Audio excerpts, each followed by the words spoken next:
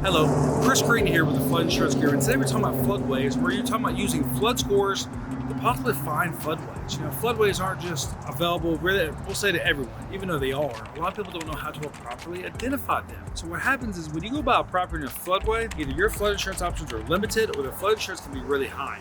So many times if a property is in a floodway, you can tell by looking at the flood risk score.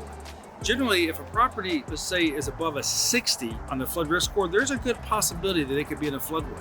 So what does this mean for flood insurance premiums if your property is in a floodway? Well, it means they could be significantly increased, especially now with risk rating 2.0, where it looks at distance to water. You know, recently we saw where distance to water actually was a bigger factor, even though the property was elevated 4 feet. It didn't change the rate at all, even though the property was clearly elevated. So these are things that are important to understand when you're talking about floodways. You know, what do they mean? You know, this is really the overflow of water.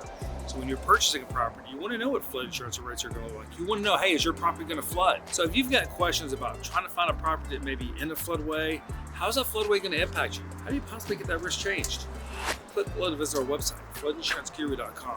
Remember, we have an educational background in flood mitigation, which means we're here to help you simplify flood insurance and understanding your flood risks. Thank you.